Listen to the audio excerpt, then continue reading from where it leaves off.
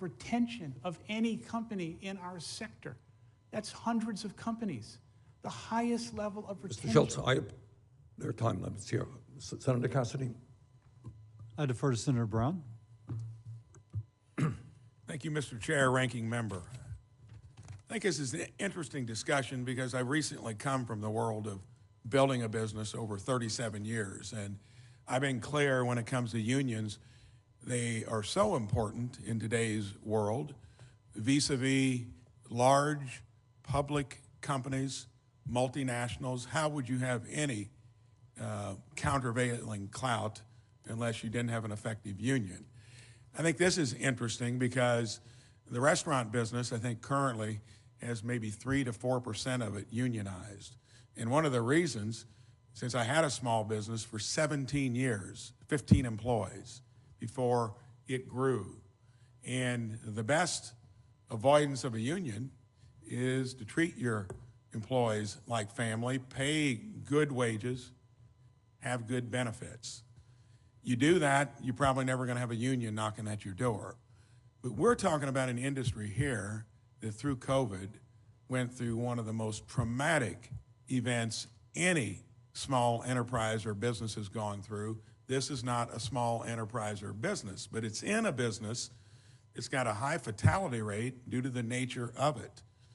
I don't know currently what you're paying your average employee on the line.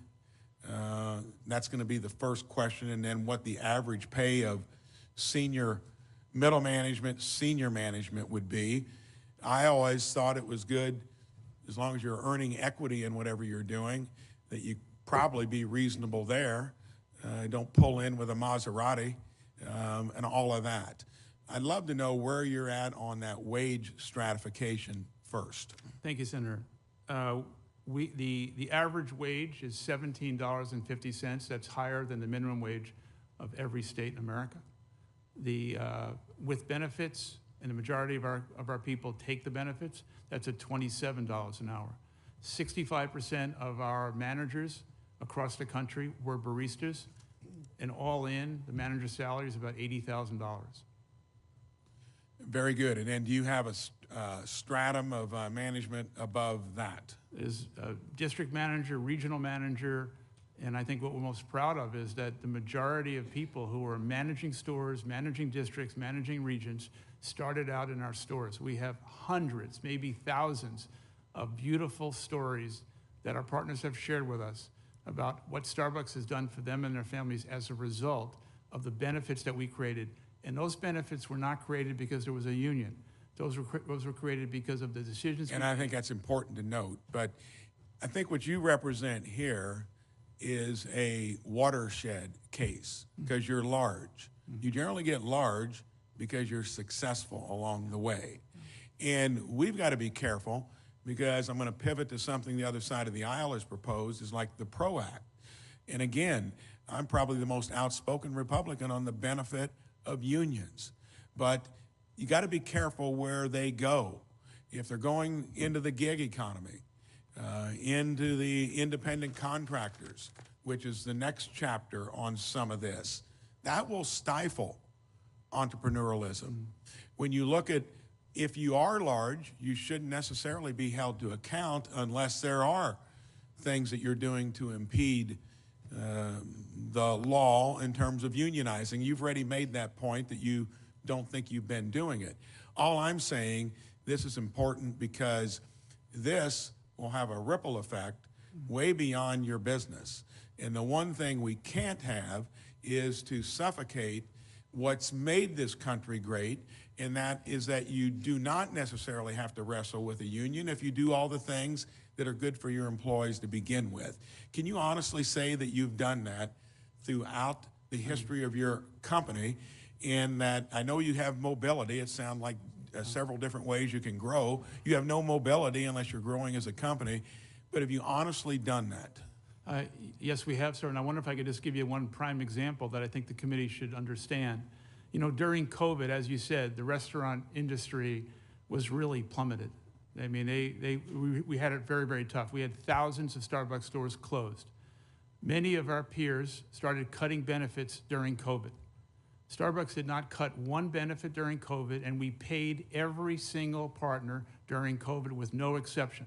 What was your average wage before COVID? Because you said you're at about $17 now starting. Did you have to raise it over the last We couple raised years? wages in May, that's correct. And what was it before? About $15 an hour, we went to 17. And one final point, even $17 an hour, that's not a living wage in this day and age. I'm proud that in our company, we pay the highest starting wage in a low unemployment county. In any large corporation, shouldn't necessarily be bragging about $15 to $20 wages. When you look at the typical structure of a large company, that should probably be $20 plus, like many Main Street businesses pay. And I think if companies like yours and the larger companies don't do it, you're going to be constantly, grappling with maybe here. But on the other hand, unions shouldn't be trying to get involved in companies that are doing a good job, especially Main Street and smaller ones. I wish we had more time. Thank you. We'll leave it at that. Thank you, sir. Senator Smith. Thank you, Mr. Chair. Good afternoon, or good morning, I think it is still. Mr. Schultz, you repeatedly call your employees partners. Do you value your employees or your partners that want to join a union or have joined a union? Do you value them as much as you value those that have not yet joined a union? We have respect for every single partner who wears a green apron, regardless of their choice to go for a union.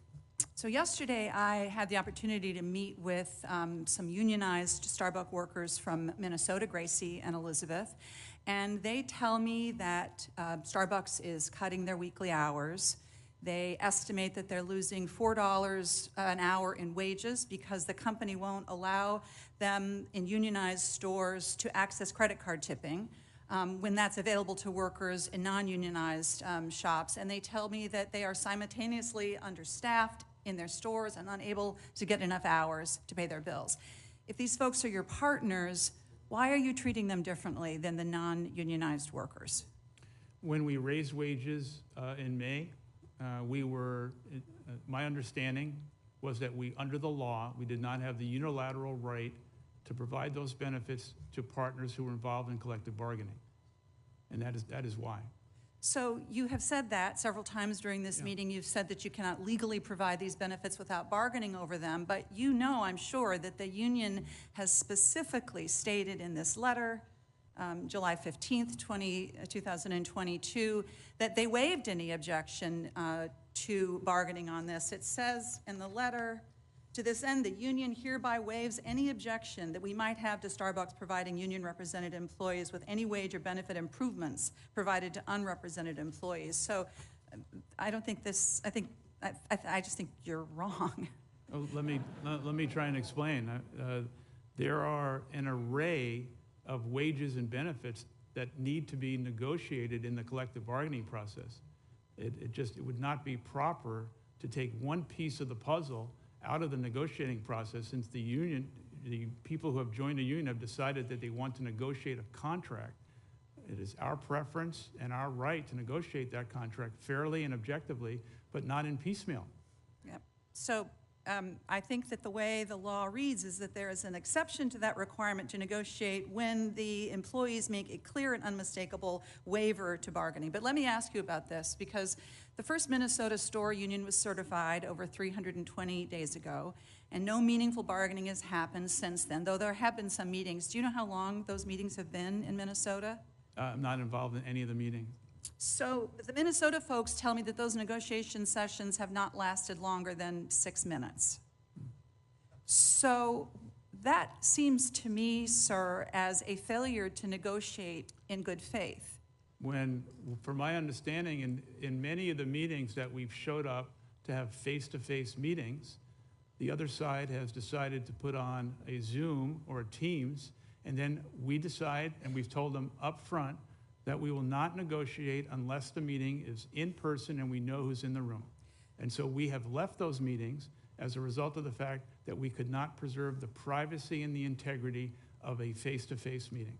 So my observation here is that this feels like sort of a catch-22, because you are not willing to bargain on issues like credit card tipping, while we are simultaneously, you're not coming together to bargain at all. And so I think that that is why the employees are feeling, who are wanting to be in a union, that feel so frustrated. But I want to just touch on one other thing.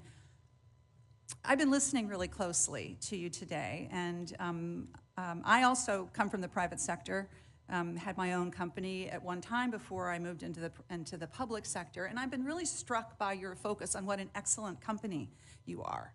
And honestly, it sounds as if you are personally offended or even insulted that anyone would question you or your company.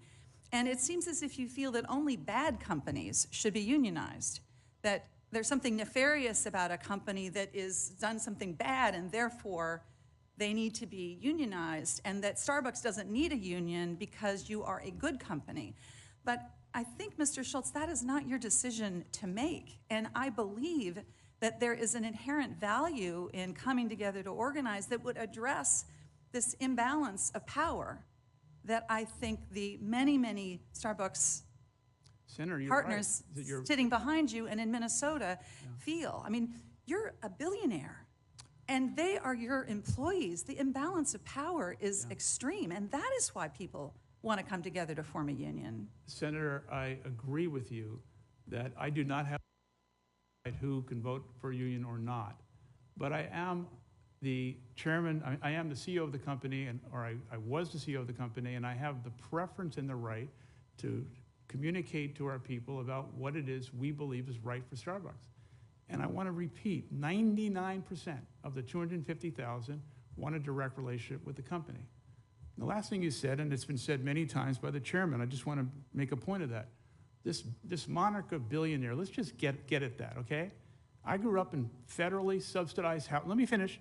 I grew up in federally subsidized housing. My parents never owned a home. I came from nothing. I thought my entire life was based on the achievement of the American dream. Yes, I have billions of dollars. I earned it. No one gave it to me. And I've shared it constantly with the people of Starbucks. And so anyone who keeps labeling this billionaire thing, it's Mr. Schultz, I don't mean to cut you off. We have time limits here, and you have had the opportunity. I'm not cutting you off. It's your moniker constantly. It's unfair. No, it is not. You have had more time. I've been generous with the time. I'm sorry. But Mr. Chairman. We have a room full of people. We have panel to go after you. You're not the only person testifying. Okay. Senator Cassidy. Defer to Senator Marshall. Thank you, Ranking Member. Thank you, Chairman. Mr. Schultz, I'm going to change the subject a little bit. Last year, your company decided to close 16 stores across the nation, including the Starbucks down the street here at Union Station, due to rising crime in these cities. Shortly thereafter, you stated that there are going to be many more closures for similar concerns. Your store managers are quoted saying that their employees have not felt safe amid a spike in crime, a surge of assaults, thefts, and drug use. I agree, in fact. In fact, I fear for my own staff walking home in this neighborhood. I feared so much that I purchased each one of them one of these noisemakers this past Christmas. One of our colleagues' office staff was recently violently assaulted as well. The lawlessness in this country is out of control. When you decided to close those 16 stores because you feared for your employees' safety, did you then, and do you still believe that the White House needs to focus on restoring law and order and relaying a message to this country of respect for the brave men and women in law enforcement in this country? Thank you, Senator. We do, in fact, have a significant issue of safety in urban cities around America. And Starbucks has closed many, many stores that were profitable as a result of the fact that our own people do not feel safe working in the stores. And we have a situation of homelessness, drugs, mental illness, and as a result of that, many of the societal issues that we're facing today are difficult for Starbucks to address because we don't have the power or the responsibility to address these things as you've described. You know, thank you for the for your answer and your honesty. It's a sad day for this nation when the crime is so bad that you feel the need to close profitable shops because you can't keep your employees safe at their place of work. And I have to note for the record that every single location you closed, all 16 of them, were in Democrat ran cities. We have another saying, I want to change the subject here again. We have a saying back home that pigs get fat and hogs get slaughtered. You do have 645 unfair labor cases brought against you. Based upon the size of the crowd, there may be some smoke and fire together there. This is your chance. Tell me your side of the story. Tell me why you have so many complaints. Do you feel like that there's been a fair negotiation process? Have you and your company been open to a negotiation process? So this is, give you a minute here, a minute and a half, just to tell me your side of the story. Thank you. First off, with regard to the NLRB, Senator Cassidy mentioned a number of issues. Starbucks Coffee Company will abide by the law and follow the process.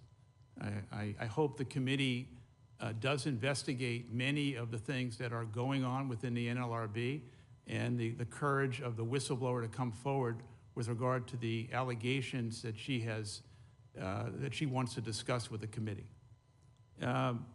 This process, unfortunately, has played out publicly in many different ways. And unfortunately, a public company in America today is unfortunately guilty before before anything. So this is your chance. Yeah. So why are you innocent? Yeah, we're innocent because we've done everything that we possibly can to respect the right under the law of our partner's ability to join a union. But conversely, we have consistently laid out our preference without breaking any law of communicating to our people about what we believe is a vision for the company. And when I went to Buffalo, even though it was cited before by Senator Casey, I never mentioned the word union once. I talked about the vision for Starbucks. And the reason is, post-COVID, 95% of the people wearing the green apron had worked for the company less than a year. They didn't know anything about Starbucks. So I went to Buffalo to share the story of Starbucks, what we have done as a company, equity in the form of stock options, comprehensive health insurance, all the things that we've done to provide opportunity for our people. I didn't go there to talk about the union. I went there to lay out our vision for the company. And I consistently have done that, as well as the leaders of Starbucks. We have not broken the law. We have simply tried to defend ourselves and tell our employees, all of them, what we stand for, our future, the aspirations we have, the growth of the company, and the opportunity. Starbucks is, in many ways, the quintessential entrepreneurial company of the last 30 years. We've created 5 million jobs from a cup of coffee, and we've shared the profits with our people. And we've done all these things not because of the union, but because of the compassion, the empathy, and in many ways, my own story of understanding what happened to my father and trying to build the kind of company that my father never got a chance to work for. And that is the story of Starbucks. Senator Murphy. Thank you very much, Mr. Chairman. Collective bargaining is a fundamentally conservative idea. I've sort of lost track of that. I mean, it's rooted in free market principles, right? The idea that workers should be able to freely join together to negotiate in a free, open negotiation with their employer. And so it's kind of disappointing and sad and wild to me at how sort of partisan this debate has become. Democrats standing up for unions, Republicans saying they support collective bargaining, but not seeing that there's real genius in the idea in a free market society that workers get to come together. It's funny, previous Republican candidates, they really fought hard to work to win the union vote, to speak at union conventions. This sort of new dichotomy we have is, in fact, new. Mr. Schultz, what do you mean when you say that you abide by the law? So I guess when I do a search online to take a look at cases that have been brought against Starbucks for illegal firings, as you know, New York, Michigan, Pennsylvania, Tennessee, Kansas, Missouri, Washington, a decision out of Buffalo requiring you to reinstate workers, sure, calling your practice egregious and calling your practices egregious and widespread and misconduct. you say you follow the law, but then, of course, this committee sees repeated evidence of NLRB orders forcing you to reverse actions that were on their face a violation of the law. So when you say you don't break the law, you abide by the law, you mean you disagree with all of these decisions from the NLRB. You think they got it wrong in all of those cases. I think what you're talking about is allegations that we look forward to in the process to defend ourselves. But if I can give you one specific case. But some of these are orders from NLRB judges to reinstate employees based upon violations of conduct. Do you think in all of those cases in which judges have required stores to be reopened or for workers to be reinstated, that they just all got it wrong? Well, in Memphis as an in every case. So in Memphis as an example, we do have. Well, I'm not actually looking for. I'm not. I'm not looking to litigate each specific case. I'm just to clarify. When you say that you are abiding by the law, you mean that in every case in which an NLRB judge has ordered you to take steps to remediate actions, in every single case they've gotten it wrong. We will follow the law and follow the judge's order, but we look forward. Right, but the judge is making a finding that you have engaged in conduct that is not allowed by the underlying law, i.e. illegal behavior. In every case, you believe that the judges got it wrong. I believe the allegations will prove that Starbucks was correct. And I can give you a perfect example if you're willing to listen. Sure, I'm willing to listen. Okay, so let's take Memphis, which has been a clear, isolated case, but I think indicative of the process. Safety at Starbucks is critically important. We want to protect and preserve the safety of every one of our people. In 1997, we had a tragedy in Georgetown where 3 Starbucks partners were murdered. And so as a result of that, we have always taken safety very seriously. But after that, everything we do is about partner safety. Now in Memphis, a Starbucks person who agreed to join the union, after hours, opened up that store for activities that were not consistent with safety and procedures at Starbucks. No one should open up a store that is closed. The manager took a disciplinary approach and terminated that person. That person was reinstated. That is the fact. Safety is key at Starbucks. So we can't be held accountable for things that we believe under the procedures of Starbucks that are based on safety for our people. And that is a clear violation of our procedures. I understand. I'm trying to square your testimony in which you insist that you rigorously follow the law. Yes. With overwhelming evidence from the organizations that are charged with enforcing American labor law that is not the case. It is akin to someone who has been ticketed for speeding 100 times, saying, I've never violated the law because every single time the cop got it wrong.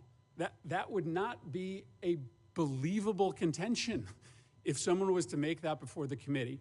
And so I find it hard to believe your insistence that notwithstanding this extraordinary set of decisions, reinstating workers, forcing stores to be reopened, that you are in fact consistently abiding by the law as your testimony is before this committee. I don't believe Starbucks has broken the law. All right, thank you.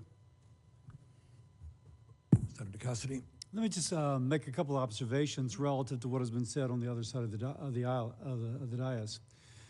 First, we should have, as I mentioned earlier, an investigation as to NLRB activities. They're being made out as if they're a totally objective player in all this circumstance. But here I have a letter from NLRB confirming that the OIG is investigating allegations of misconduct by the NLRB employees in Region 14. Now, we can say, oh my gosh, NLRB is supposed to be neutral. There is tangible evidence that they're not. Secondly, I'm sorry Senator Murphy left. Republicans down here have totally supported the right of people to organize.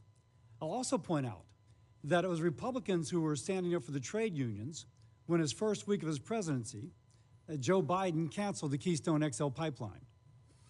Canceled it when those trade unions needed those jobs to make their pensions. And by the way, if I may point out, subsequently, the administration has gone hat in hand to Venezuela and the Middle East asking for more production.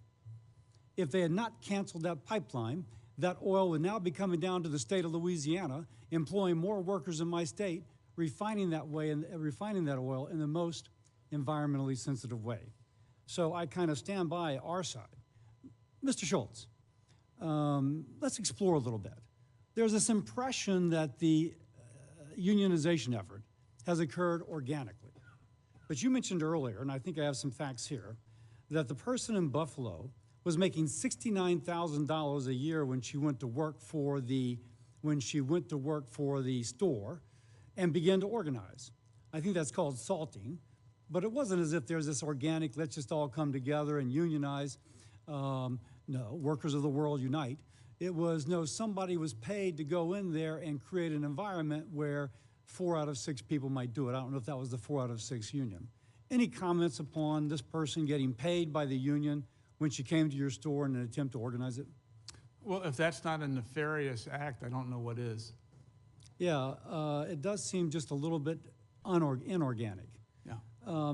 You made, or your company made in a 2023 proxy statement, that Starbucks has not been found to have violated the law as part of any enforced order of the NLRB.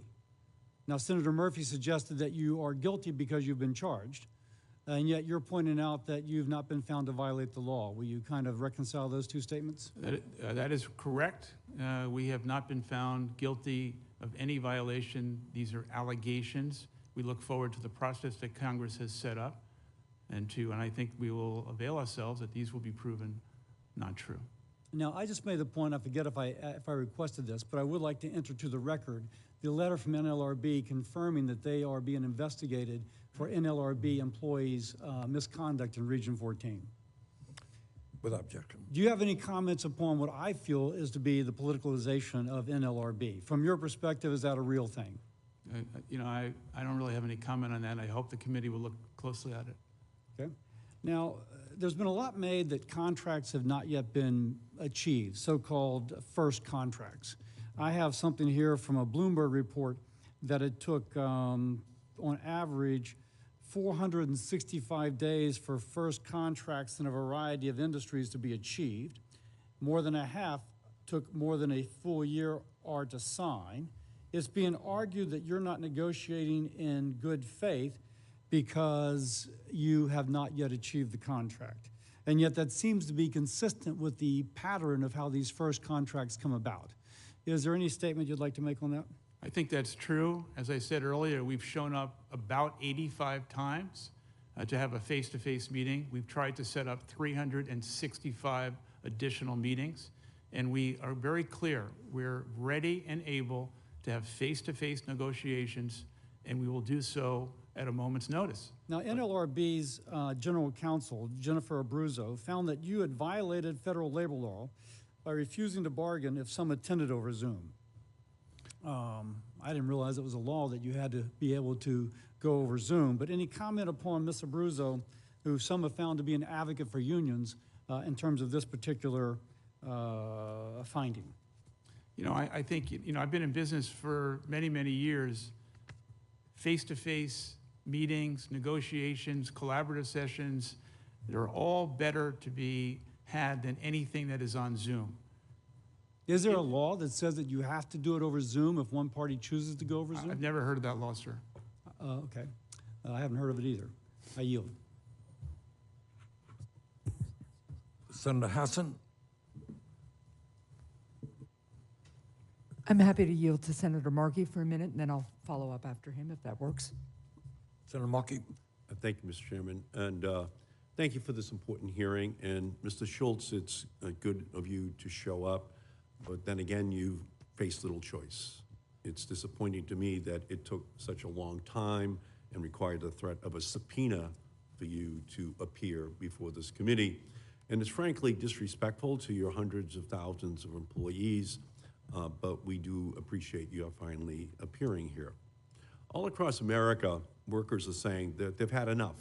Rising inequality and outlandish CEO pay for those at the top, like you, and a paycheck-to-paycheck subsistence for everyone else. The unionizing Starbucks workers are on the front lines as a groundswell of working and middle-class people who are banding together to assert their right to organize, form a union, and collectively bargain for their dignity. My father used to tell me that you can't beg for your rights, you have to tell them. He lost his finger in an industrial accident as a young man. There was no OSHA. He just said, the boss said, see you next week, John, back on the job. That was before unions. That was before rights were put on the books.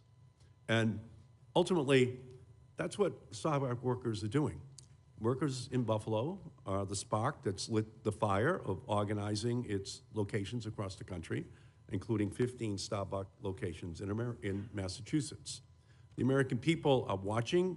Public support for unions hit a record high late last year with 71% of Americans approving of labor unions. So as you sit here denigrating your workers, you're not just morally and legally wrong, you're in the minority. You're out of touch.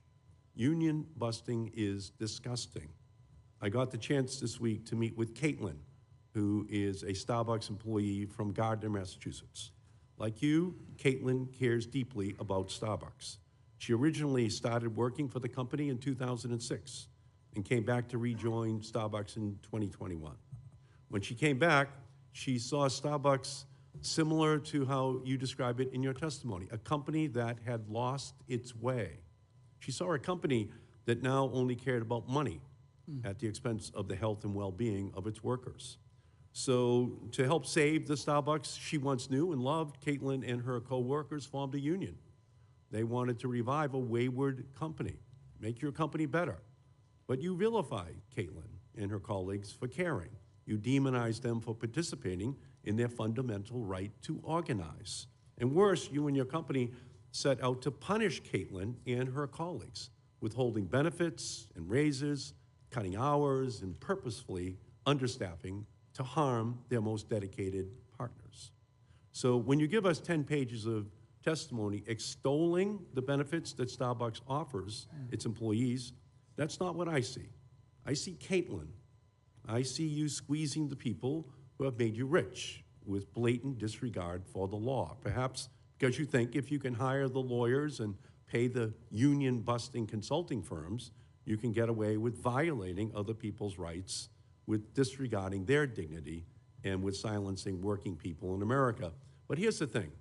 If you can pay the lawyers and the consultants and the PR specialists, you can also pay the workers a fair wage.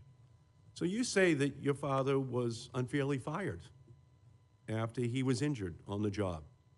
Your father had no rights, and your family paid the price. That is how your workers now feel. They have no rights. They don't want to be like your father, who had no rights. They don't want their families to have to pay the price for their children the way your father had to pay a price for his children. They want rights. Your father couldn't protect himself. That's all your workers are looking for, so they can protect themselves and their families so that what happened to your family does not happen to their family. I don't think you understand that, Mr. Schultz. They're just looking to be someone who can protect themselves in a way your father could not. So, Mr. Schultz, I would just hope that you would understand that. But I'm afraid you don't. I'm afraid that if you step down as CEO, that you don't understand that these people are afraid that your company will lose its way again, and that they need rights that don't just come from you, but come from the company. That's what they're looking for. It lost its way, you say you're back, but it could lose its way again. Workers should not be dependent upon you, Mr. Schultz, and your sense of right and wrong. They should be able to have laws, protections, unions that stand up for them every single day of the year. And that is something I think, Mr. Schultz, that you just fundamentally don't understand. these workers are just like your father, and they have no rights. Can I respond, sir? 30 seconds. Only 30 seconds.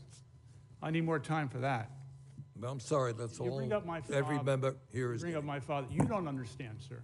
My father was a World War II veteran, fought for this country in the South Pacific. You don't understand. I understand Yeah, let completely. me- Your let me- father Yeah. was. Can I finish, sir? Yes, sure. Yeah. Your father served our country, Yeah. and then the company he worked for.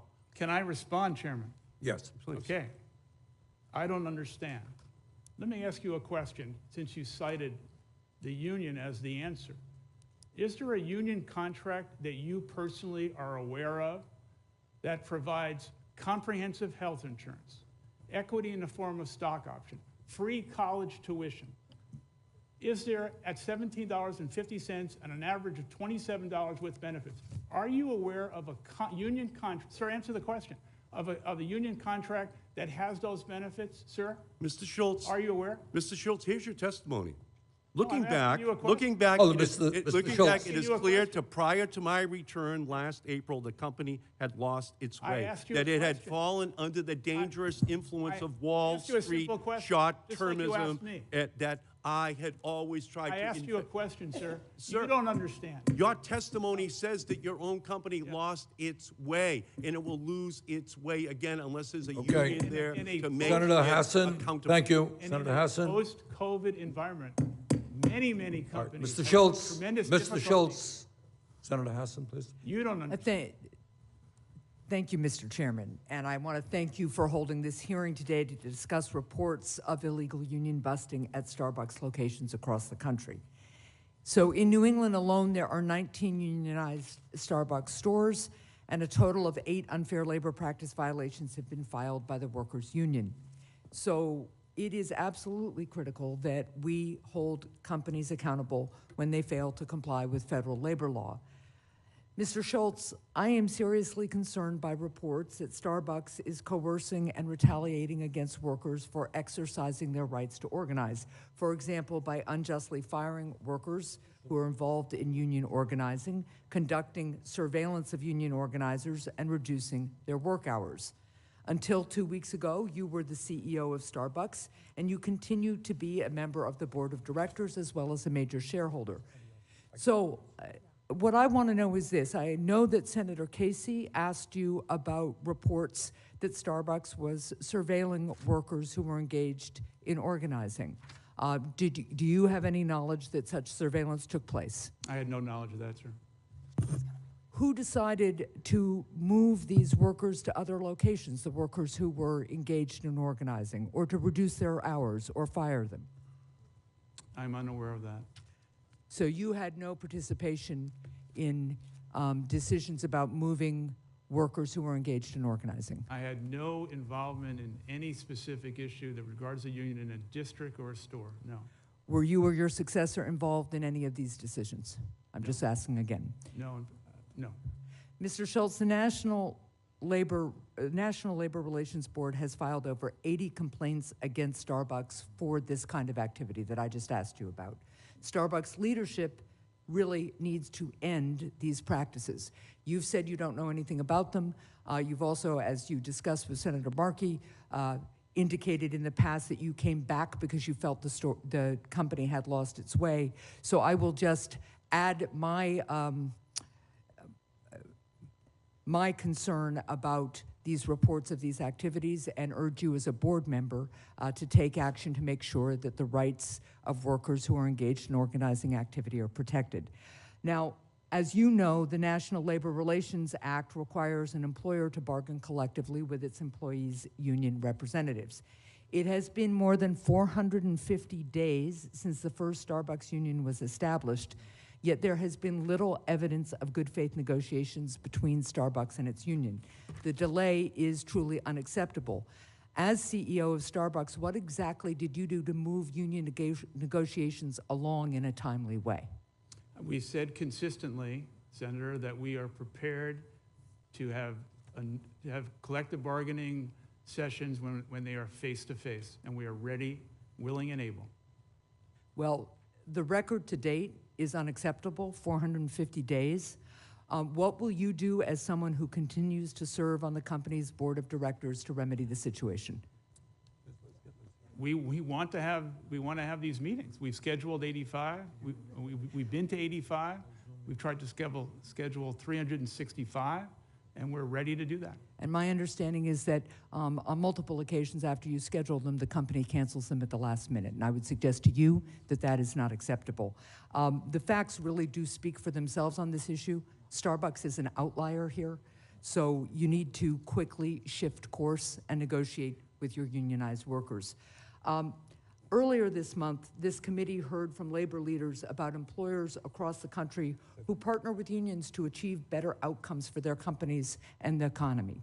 For example, the president of the Teamsters spoke about how they've partnered with United Airlines to build out an apprenticeship program that would create 1,000 good-paying middle-class jobs.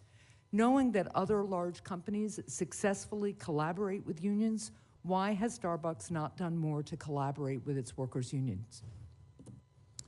I don't think that's true. Well, failing to reach a contract over 450, this time period between request to organize and getting contracts done indicates that you are resisting unionization as opposed to working with the union and then collaborating with it. Senator, we respect the right of every person who wears a green apron if they want to join a union, but we also have the right to communicate to the 99%, 350,000 people who want a direct relationship with the company. So my question is, why not work with the union and collaborate? And why not get the input from the unions to actually improve things for workers? Well, we've sat down 85 times to have those meetings, and we hope to have some more. So again, I will just urge you, there are lots of examples of large employers who work well with their unions, and they actually find that their business does better when they negotiate with unions, reach contracts, and collaborate with those unions. So I would urge you to take that approach. Thank you, Mr. Chair. Senator Lujan. Thank you, Mr. Chairman. Mr. Schultz, thank you for being here today. I have a series of questions. Some of them are yes or no's, and I hope to be able to cover a lot of ground here if it's possible. Mr. Schultz, yes or no, does Starbucks provide employees with generous benefits like health care, paid parental leave, and college scholarships?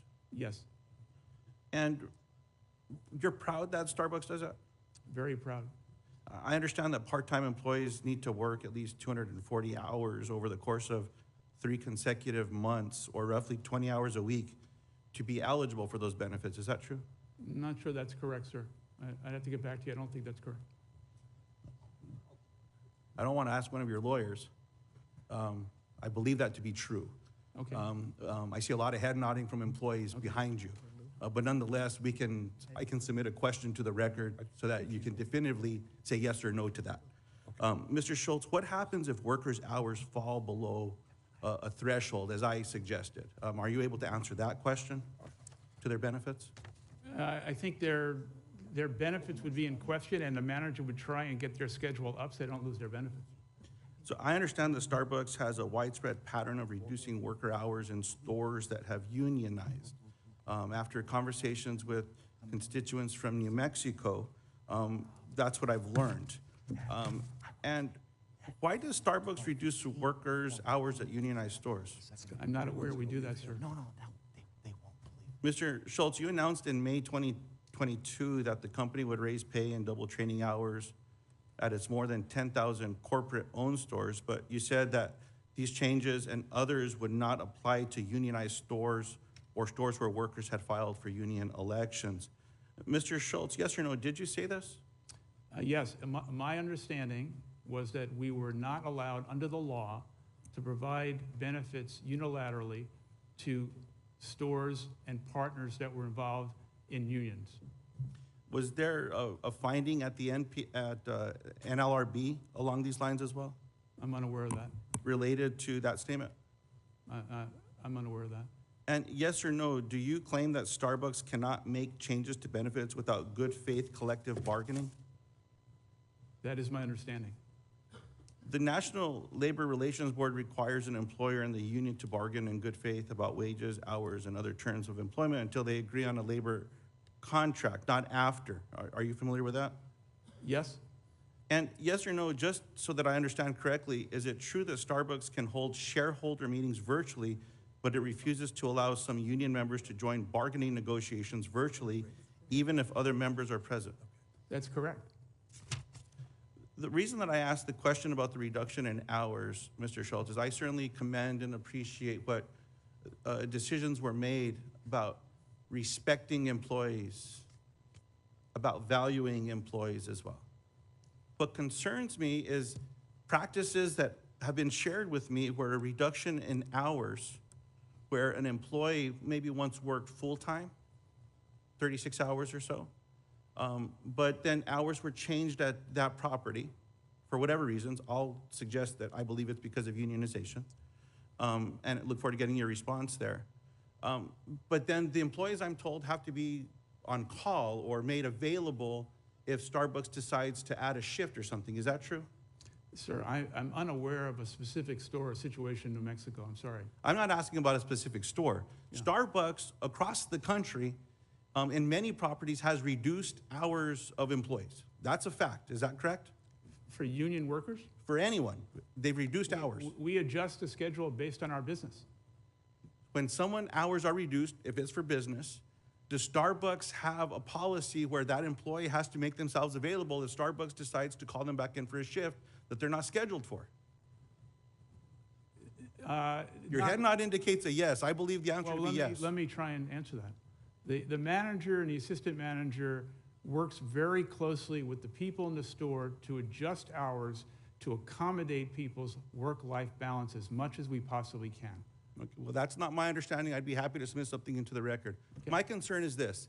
If a store changes its hours, reduces its open hours, staff's schedules are changed, they're reduced from 36 hours to 20 hours, but they're told they need to stay available, well, how do they get another job?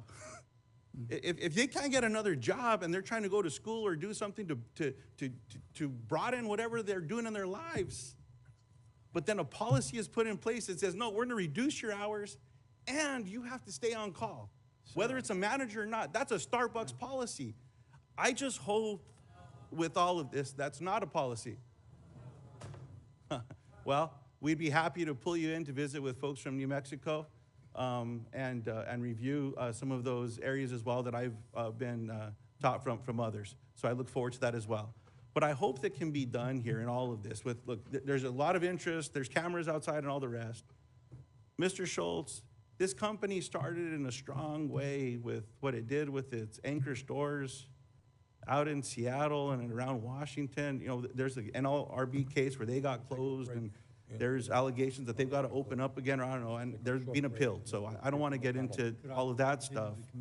But going to what Mr. Markey said, with testimony that we lost our way, I want to be here when the panel. I certainly hope that we can find that way back, because a lot of folks support Starbucks because the employees were treated well. And I just hope that that's something that we can work on together, but I look forward to following up with your staff. Thank you, Mr. Chairman. Senator, I'm incredibly proud of the long-term track record. Mr. Chairman, if I can't speak any longer, I didn't ask a question to Mr. Schultz. I'd be happy to ask a question if you'd like a response. Okay, thank you. Thank you very much, Senator. What we're going to do is we have a wonderful panel that's going to be up here in a second. You have not voted yet, and I have not voted yet. Mr. Chair, but yeah.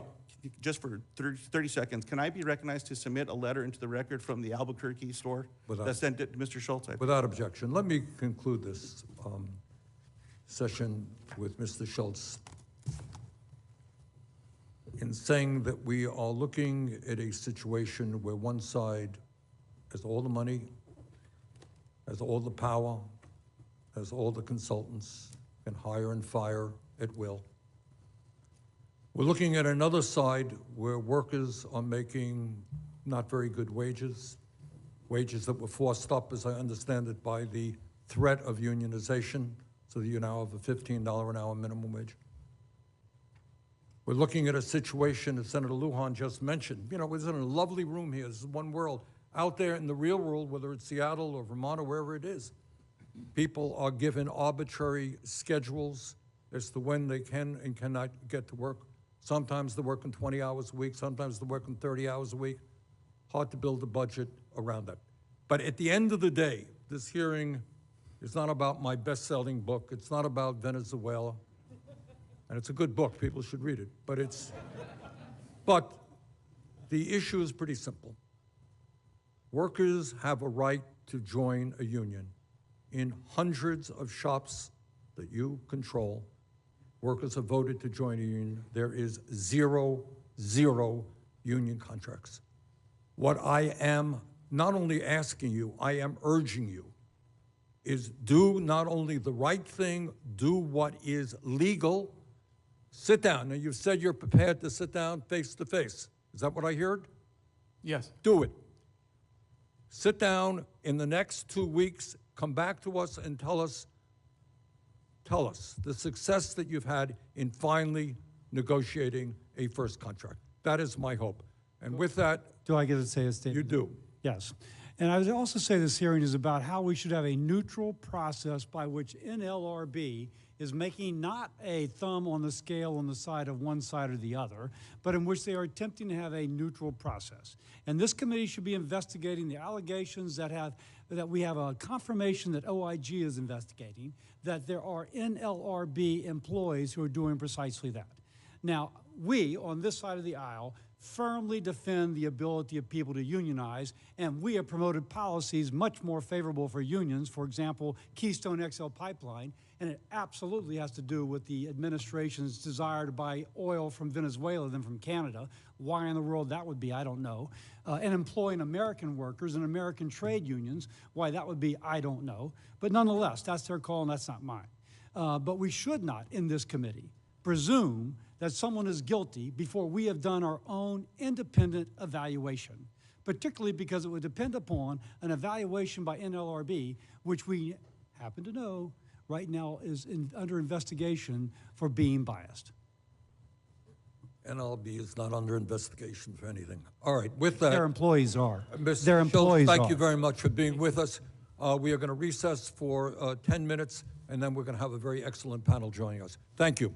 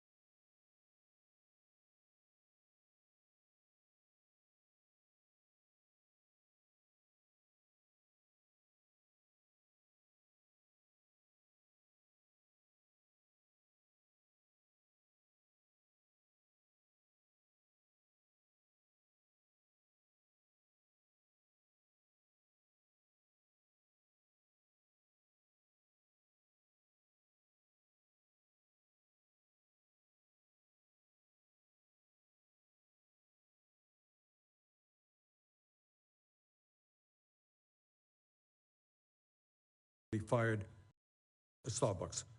Mr. Saxon, thanks very much for being with us. Thank you, Chairman Sanders. My name is Jason Saxon. I am a wrongfully fired Starbucks worker from Augusta, Georgia. I started with the company in 2019, hired on as a shift supervisor. In time, I became the go-to not only for baristas, but management as well. I was recognized for my dedication and hard work, as well as the positive and infectious energy and environment I created for partners and customers. I even won Partner of the Quarter. My time at Starbucks wasn't all bad. I met my amazing wife, who is now the mother of our 2-year-old, Ava. I got to be there for the customers who relied on us during the pandemic and support my coworkers whose families were also going through some really tough times.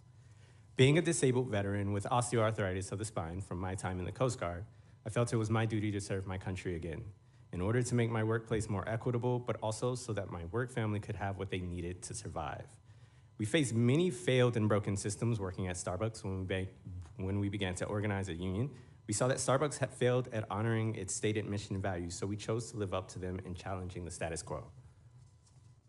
In late 2021, when we started to hear about Starbucks workers in Buffalo organizing a union, I thought, we need this too. I reached out to Starbucks Workers United to see how we could get started organizing in our store and began talking to my coworkers. We kept organizing despite increasing retaliation and surveillance.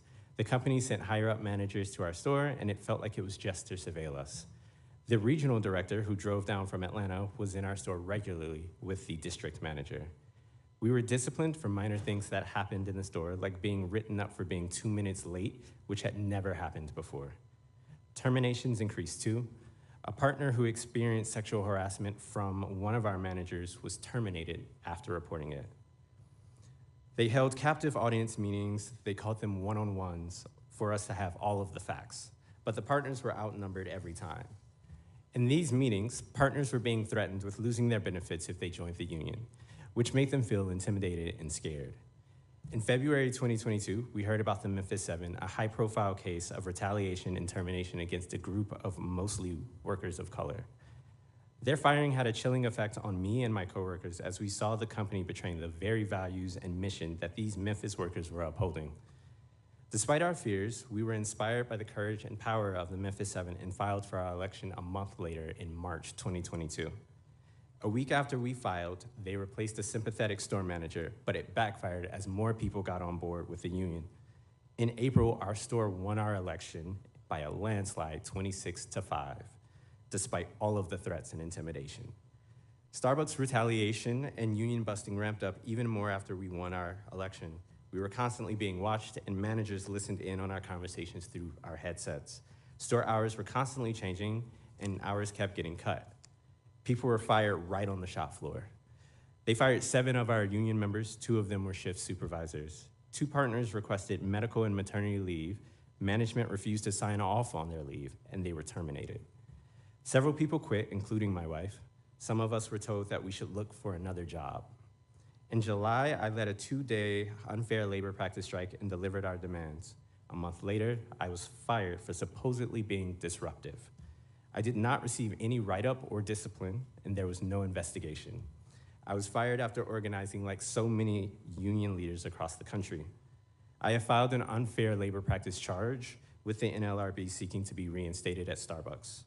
Starbucks and big corporations have a lot of power and money, and they are willing to pull out all the stops to deny workers a voice and a seat at the table in a union. That's why I am thrilled to be here today to have witnessed firsthand Howard Schultz being held to account for his company's illegal behavior. We are coming together to demand better pay, affordable health coverage, and stronger safety procedures. I'm proud to be a leader of this new labor movement. We're taking on corporate power and fighting for all of us. One day, my daughter is going to be able to look up her dad on the internet and find out that I fought for a better future for every Starbucks worker and for all working people. And I know she'll also read that we took on one of the most powerful corporations and won. That's why I keep fighting, and that makes everything worth it. Mr. Saxon, thank you very much. Our third witness is Sharon Block, a professor of practice and the executive director of the Center for Labor and a Just Economy at Harvard Law School. For 20 years, she has held key labor policy positions across the legislative and executive branches of federal government, including here at the Help Committee and in the NLRB. Ms. Block, thanks so much for being with us. Thank you, Chairman Sanders, Ranking Member Cassidy, for inviting me to testify today. It feels a little bit like coming home. I want to make clear that first that I am testifying in my personal capacity and not as a representative of Harvard Law School. In light of my long service with the NLRB, I'd like to start my testimony by recognizing the great work done by the NLRB career staff with regard to the Starbucks campaign, handling hundreds of cases over the past 18 months. I know them firsthand to be consummate professionals and dedicated public servants. Next, I'd like to address the purpose of the National Labor Relations Act so that we understand the consequences when an employer denies workers the rights guaranteed by the Act. The NLRA does not guarantee that workers will be represented by a union or that if they are so represented, that they will secure particular outcomes at the bargaining table. Instead, it guarantees to them a fair process to decide for themselves whether they want to exercise these rights. It is always the workers who make these decisions. It is not the employer's decision. So thought of in this way, you can say that the NLRA establishes the rule of law for the workplace. And so the question for this hearing is whether Starbucks respected this workplace rule of law or has undermined the ability of workers to be treated fairly in their quest to decide for themselves whether they want union representation. I'd like to make three main points in the remainder of my testimony. First, the scope of Starbucks violations alleged and found so far is beyond the scope of the anti-union campaigns that I have witnessed during my career as a labor lawyer. Second, these violations should not be understood as isolated acts, but rather should be viewed as a coordinated campaign to stifle union activity across the company. Finally, it is critical that this kind of egregious conduct is taken seriously because otherwise it will send a message to workers across the economy that their rights are as disposable as a paper Starbucks cup. First, I'll address the scope of the violations. As you have heard already, Starbucks is facing more than 500 allegations that it has violated the NLRA, and already career board agents have found merit in more than half of those charges. In addition, 4 board members from both political parties and 7 career administrative law judges have concluded that Starbucks has committed violations of the Act. While it sadly has become quite common for companies to respond hostilely and often unlawfully to organizing campaigns by their workers, I'm not aware of another company in recent years that has had this many allegations leveled against it or this many allegations found to have merit. The egregiousness of many of the violations also makes this campaign stand out. For decades, board law has deemed the firing of pro-union workers during an organizing campaign as a hallmark violation. That is, a violation that is likely to have significant impact not just on the worker who is fired, but also on the organizing rights of coworkers. Already, the General Counsel and ALJs have found more than 20 Starbucks employees have been fired because of their union activity. These discharges and other hallmark violations found is conduct that goes to the very heart of workers' rights under the Act. And in the words of the ALJ who reviewed Starbucks' anti-union campaign in Buffalo, Starbucks has engaged in egregious and widespread misconduct, demonstrating a general disregard for employees' fundamental rights. That observation leads to my second point. What has happened at Starbucks is not just a collection of individual violations. It looks more like a company campaign to stop the workers' campaign in its tracks. Each time the company commits a new violation in a new location or at a new stage in the union's campaign, it is communicating to all of its workers that the rights accorded to them by the law can be defeated, that the company has the resources, the will, and the stamina to undermine the exercise of their rights at every turn. Therefore, I'm also concerned about the wider message that Starbucks' vast anti-union campaign sends. Workers across the country, especially low-wage workers, have also been inspired by what the Starbucks baristas have achieved over the past 18 months. But what do these workers and the public think when they see that Starbucks is willing to break the law that protects these rights hundreds of times? I commend the committee for holding this hearing to show that you take seriously workers' rights to organize and to sit at a bargaining table if they choose, even if their employer is a huge company that really doesn't want them to have a union. It's a bedrock of our democracy that the law applies to everyone, including the most powerful. So I believe that much is at stake in ensuring that Starbucks workers' rights to unionize are protected and respected. Thank you for your time. Thank you, Ms. Block. Senator Cassidy is voting, so I'm going to introduce his witnesses. Former Representative Bradley Byrne served 4 terms in Congress and has more than 30 years of experience as a labor and employment attorney in private practice. Mr. Byrne, thanks for being with us. Thank you, Senator Sanders. I appreciate the opportunity to be here. I've submitted a written statement. I won't read that to you. I do not represent Starbucks.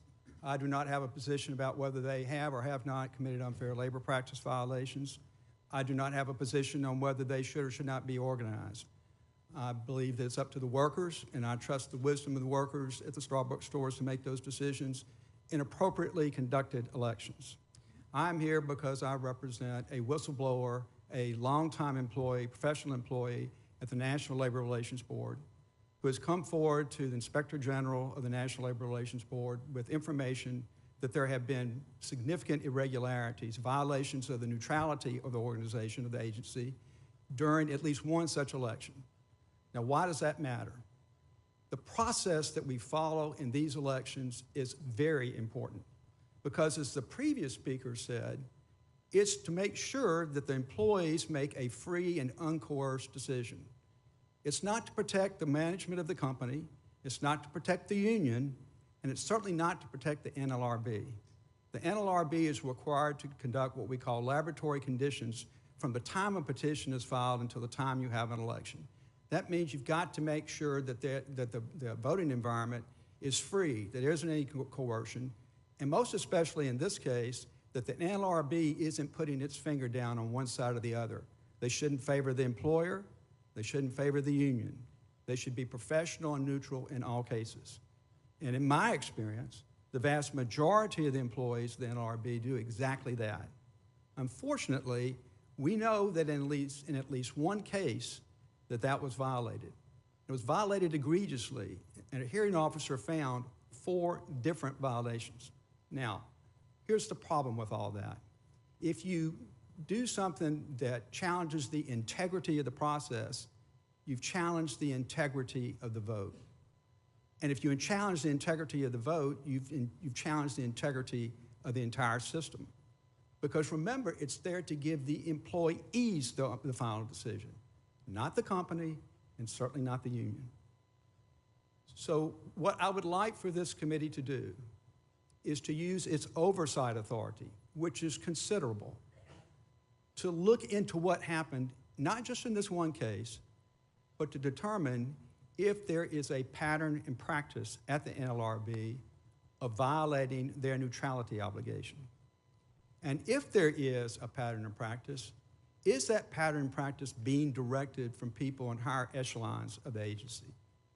I am very concerned by public statements, public positions taken by the General Counsel of the NLRB. The General Counsel is a political appointee. There's nothing wrong with that. That's true when you have Republican presidents, just like it's true when you have a Democrat president. But whether you're a Democratic-appointed NLRB General Counsel or Republican-appointed, you have an obligation to maintain that neutrality. You have an obligation to follow the law. What this General Counsel has done is attack the process for elections altogether. She wants to do away with elections. That greatly disturbs me. It flies in the face of long-settled law, and it also flies in the face of what I've been hearing a lot about recently, and that is workplace democracy, workforce democracy.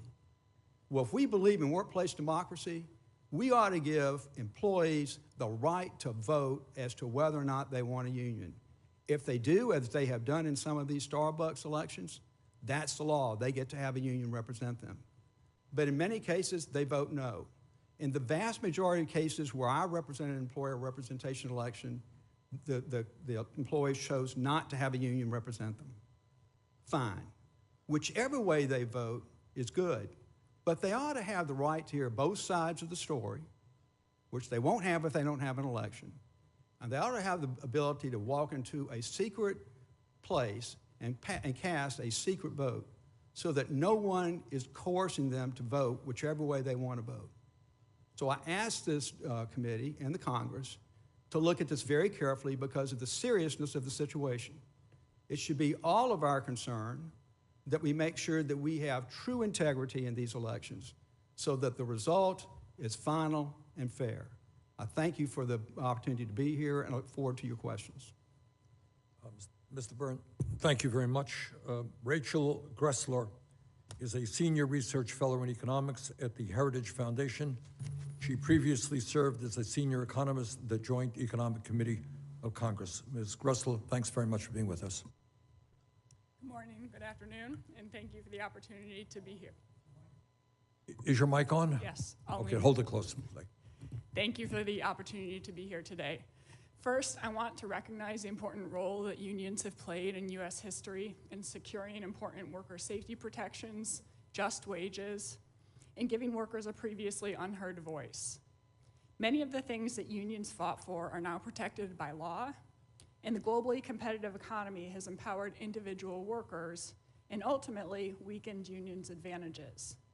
For example, when the only cars that Americans could buy were those that were produced in the U.S., the United Auto Workers Union could impose above-market compensation. While that benefited union workers in the short run, it meant more expensive cars, fewer people able to afford them, and fewer workers needed to produce them. When foreign competition entered and unions maintained their excessive compensation demands, automakers began shuttering their doors, and domestic auto production today is 1/3 of what it used to be 2 decades ago. In addition to shifting to more service-oriented jobs, American workers have become more educated and more mobile.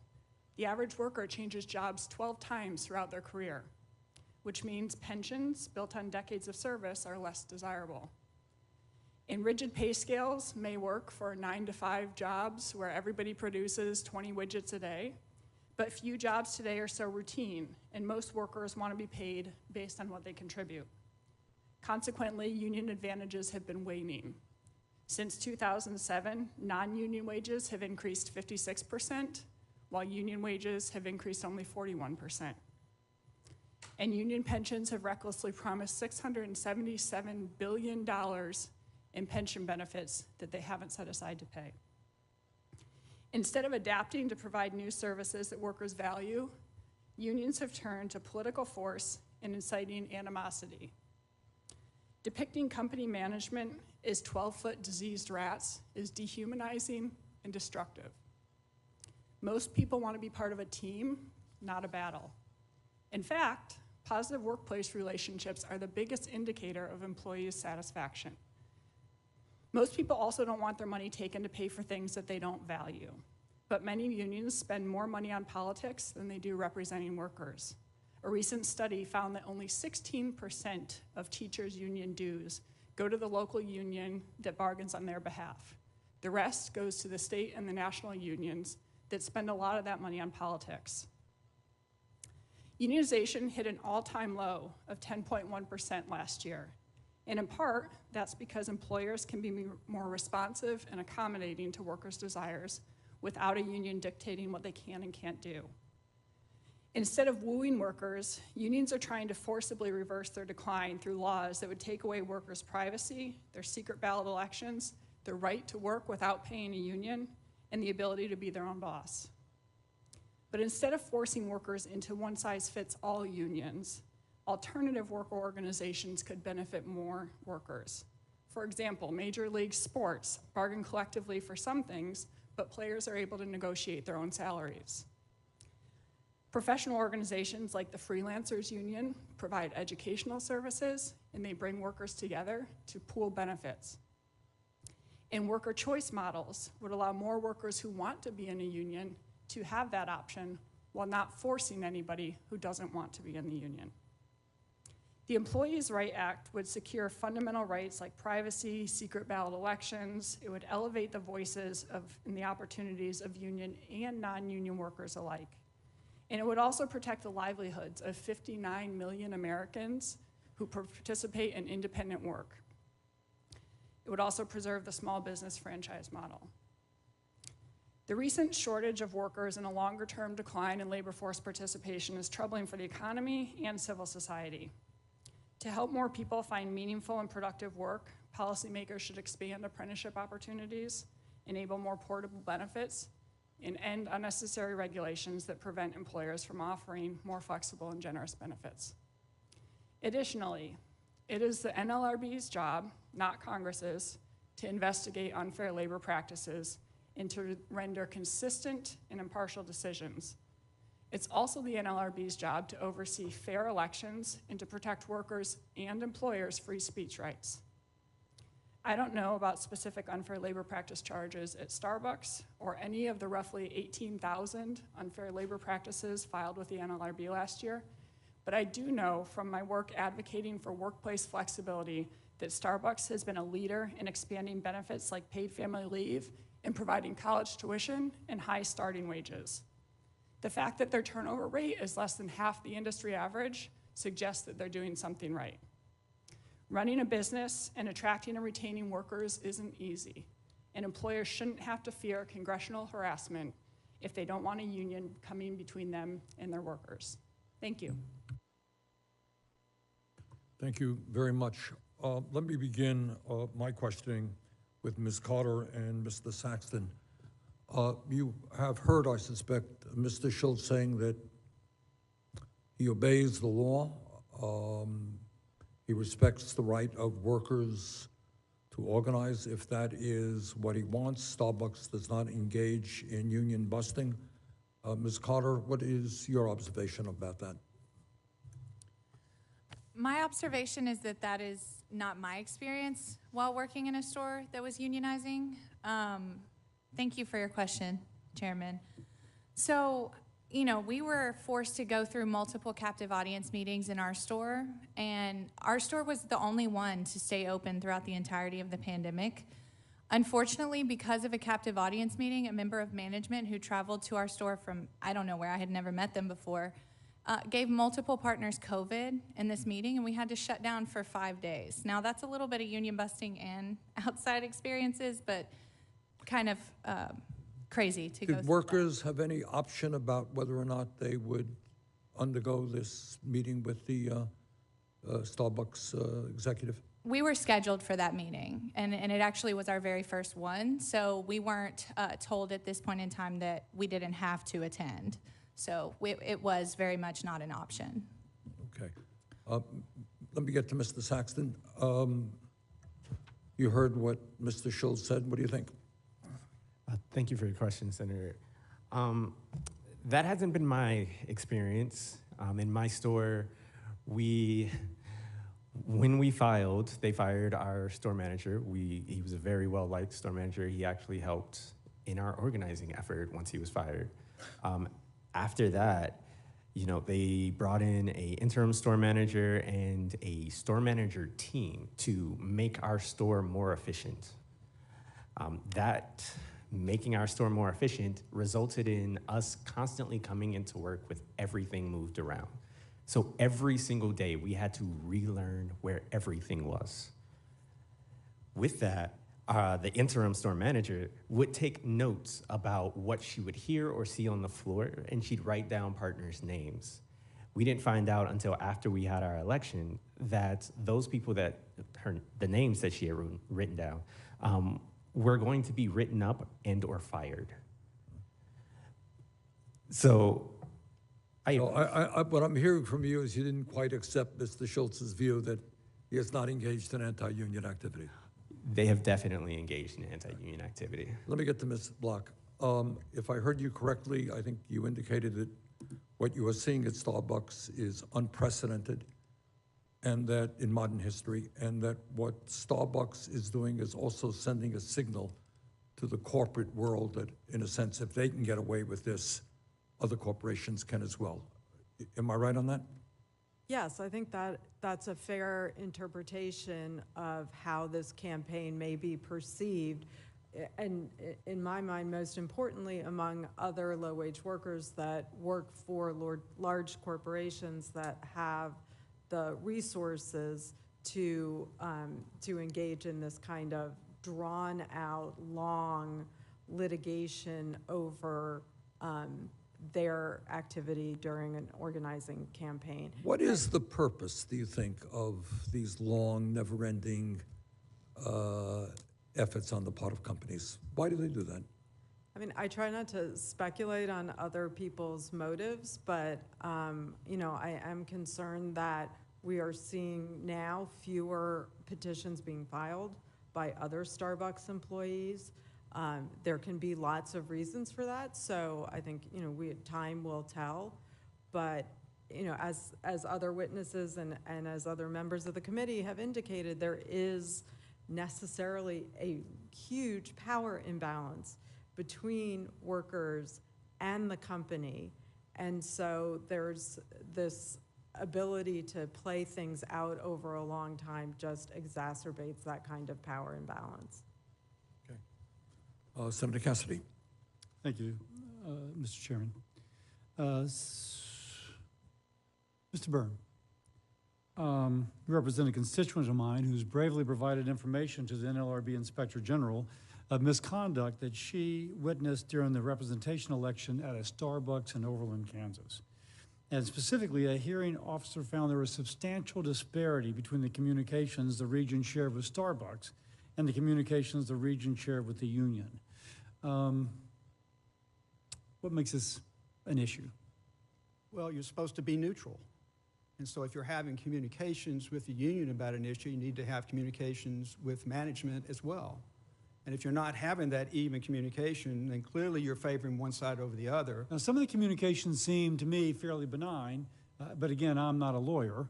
But I gather it has to be even keel. Whatever you do for one, you have to do for the other. That's correct. So one of the things that came out in that is that the labor board agent actually allowed the union to bring 2 people to vote at the board's office. And this was a mail-in election where you had a stipulated agreement. So the communications weren't about some small things, they were about big things, i.e. the vote. So the stipulation that you shall mail in is really kind of ironclad. And what may seem just kind of like an accommodation, really they should have said, no, we can't, you got to go down the street, you got to put in a mailbox or something like that. A stipulated agreement is the law of the case. They have to follow that. Now, if they want to vary it, you go to both sides and say we need to vary it as to this employee or that employee. But you don't just unilaterally do it after having a conversation with the union and you haven't had any conversation with the company. So the guy or gal who might forget to mail it, and I forget to mail bills all the time, that would take out that variable of whether or not they would actually remember to put it in the mailbox or don't have stamps at home or whatever the variable would be. I kind of get that. Let me ask you this.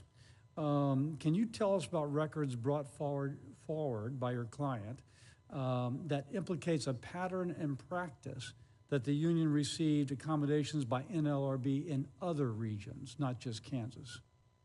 Senator, let me be very careful how I say this. There is a subpoena that has been issued to my client by the House Committee. We're in the process of reviewing that and complying with it.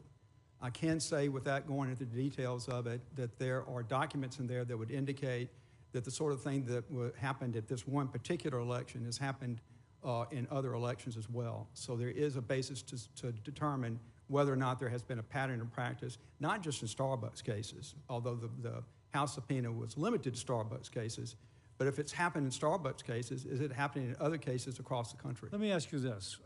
Much has been made about the number of filings of unfair labor practices by people seeking to unionize against Starbucks.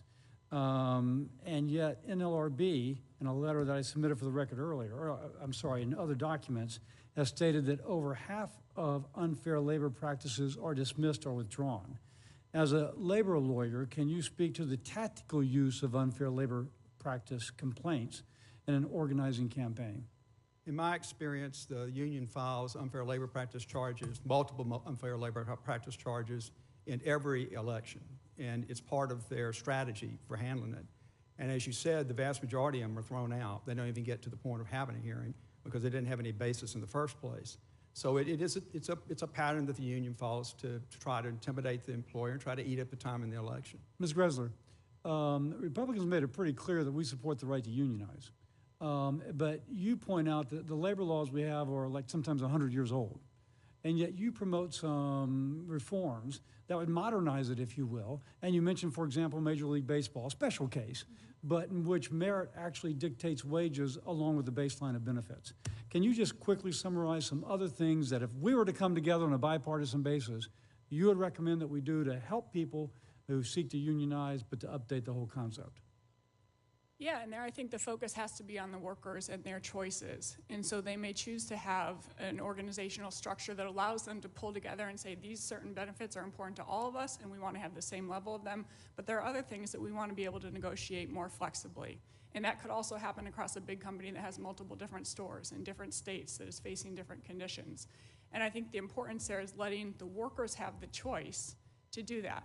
And so right-to-work states allow this, but they also in those states have representation on everybody. So even if the worker isn't paying into the union, they are represented by the union. Now the union would say that that's a free rider problem. So you could eliminate that by saying the union does not have to represent you if you're not paying them. So if you want that representation, you've got to pay. But if you don't want it, you can be on your own and you can negotiate by yourself, or you can have a separate type of negotiation, but just having the choice actually be focused on the worker themselves. Gotcha. With that, I yield. Thank you. Senator Smith. Thank you, Chair Sanders and Ranking Member, and welcome to all of you. It's really, I'm glad to see you here, and I want to thank you in particular, the Starbucks organizers for being here. Ms. Carter, I understand you organized one of the first stores in the South for the Starbucks workers, and I wanted to ask you something.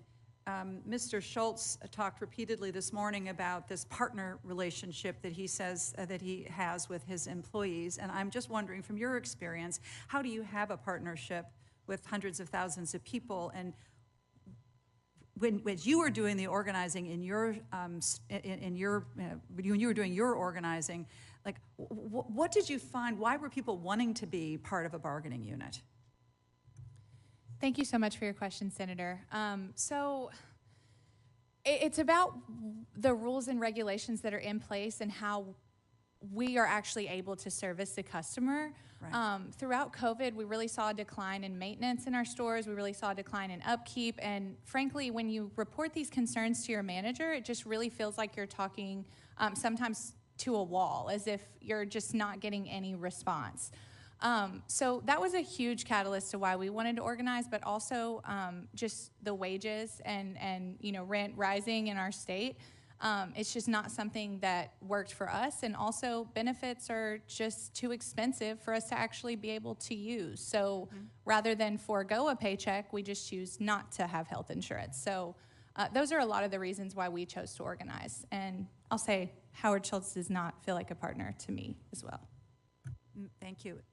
Mr. Saxton, was there anything, I'd like to know what you'd like to add to this. And I'm particularly interested in the challenges that folks have dealing with schedules that are uncertain and unpredictable, and you have maybe a promise of some hours that you then don't get. And how would being part of a bargaining unit help you deal with those kinds of challenges as a worker? Thank you. To answer the first question, some of the challenges that we faced were when I talked to some of my coworkers, they overwhelmingly were talking about the training. The training is 1 week where you're learning everything, and then 1 week where you're practicing everything. And then for shift supervisors, it's you go through the same barista training, and then you do shift supervisor training, which functions the same way. Then scheduling was a huge thing, and this kind of goes into your second question. So I currently have at my store someone who used to get 25 hours a week. They are a very much so a supporter of our union. They have been reduced down to 5 hours a week. I think that speaks for itself. If they really want to be partners with us, they'd hear those concerns, and they make those changes, and they'd feel so. Starbucks has an empty seat that they leave at the shareholder table for their partners. They fill that seat and hear what we have to say. Thank you. Ms. Block, Earlier this morning, when we were talking with Mr. Schultz, several of us were pressing him on this disparity in disparities in which the unionized folks were being treated versus the non-unionized people were being treated. I particularly was talking about this ability for the unionized shops to be able to access the credit card tipping mechanism. Mr. Schultz said that his understanding of the law was that he could not do that. Now, when I questioned him, he shifted a little bit and he said, well, actually, it's our preference not to do that. Could you just address this issue? Could you address this issue? Absolutely. Thank you for the question.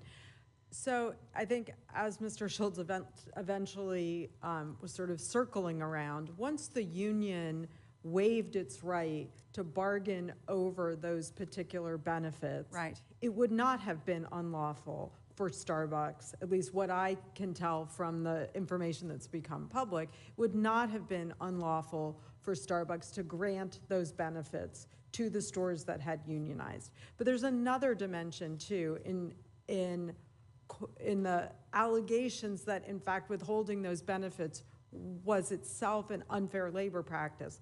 And that goes to the question of why they made that judgment. So if it isn't accurate that the law precluded them from providing those benefits, then you say, well, then what was the reason?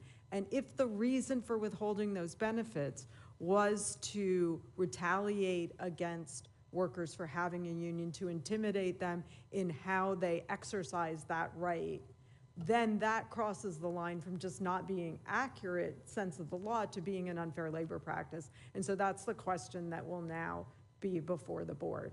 Thank you very much. Thank you, Mr. Chair.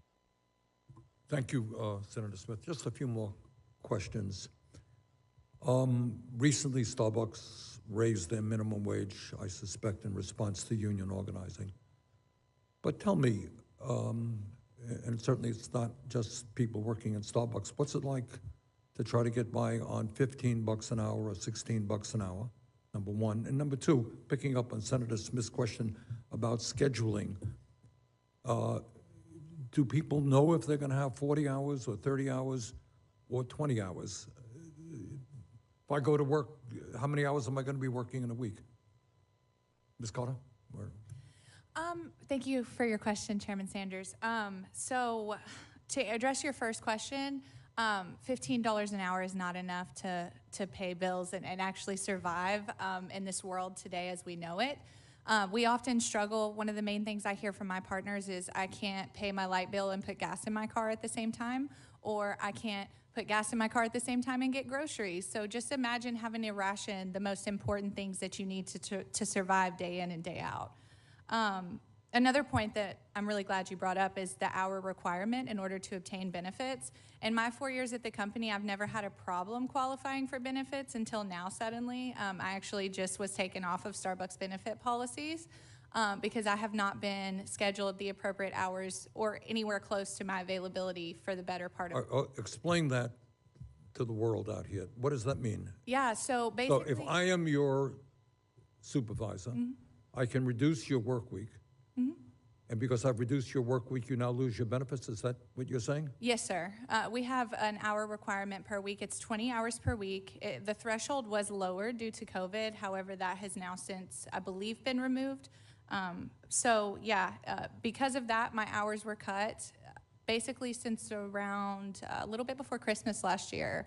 And so I actually just recently lost my benefits because of that hour requirement.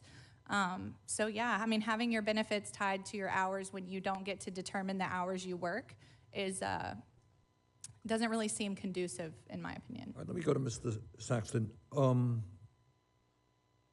People have to pay rent. They have to deal with all the needs of a family. How do you do a budget if you don't know exactly how many hours you're going to be working and what kind of paycheck you get at the end of the month? I mean, you simply can't do a budget when you don't know.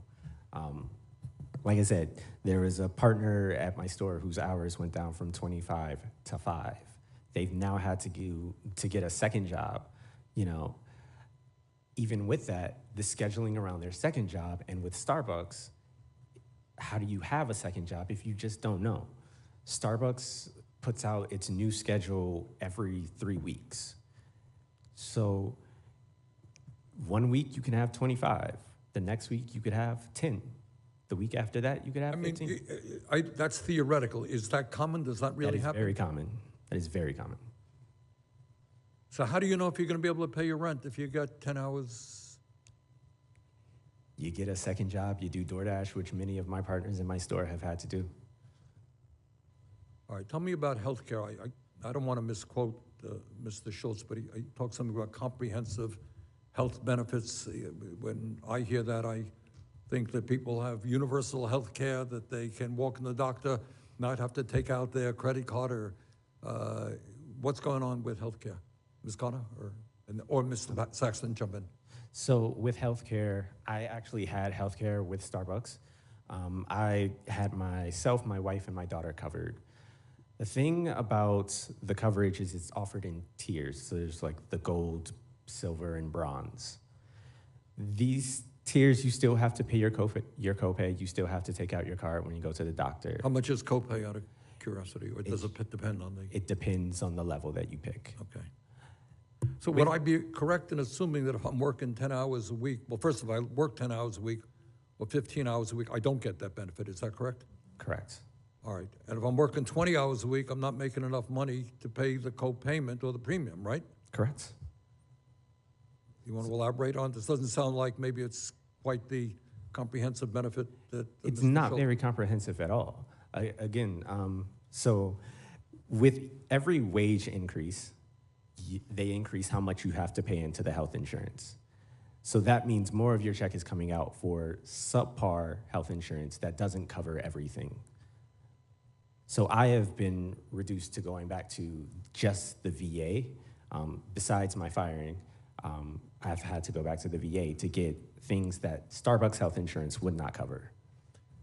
It would seem to me that if I was sitting where you were sitting and fighting for a union, one of my demands would be consistent and reasonable scheduling that I had some input to. Is that true? Thank you, Senator Sanders. Yeah, that is absolutely one of our proposals, is to have better consistent scheduling, and also, just making sure that, well, I don't want to misspeak about the bargaining proposals, but I do know that having that consistent schedule is definitely something that we are fighting for in this movement, because, if our benefits are tied to it, we need to know that we can get those hours and not have to have this ridiculous availability that, like Jason said, keeps you from actually pursuing a second job or pursuing some other form of income. What does this availability mean? What does that mean? So I believe it was, I don't want to misquote what around the time that this was instituted, but it doesn't apply to union stores. But for non-union stores, I believe you have to have 180% of your hours available on top of the availability that you have. If you want to, so say for example, you want to work 12 hours a week, you have to have 18 hours available. If you want to work, I'm bad at math, so I'm just going to use that example. But yeah, that pretty much explains it. Okay. Anything more that you would like to add? Mr. Saxon, Ms. Carter? No? Okay. All right. On behalf of the committee, let me thank all of our panelists for your testimony. We appreciate it very much. This is the end of our hearing. And for any senators who wish to ask additional questions, questions for the record will be due in 10 business days, April 12th by 5 p.m. I ask unanimous consent to enter into the record 2 statements from stakeholder groups in support of Starbucks workers in their fight to join a union freely and fairly. The committee stands adjourned.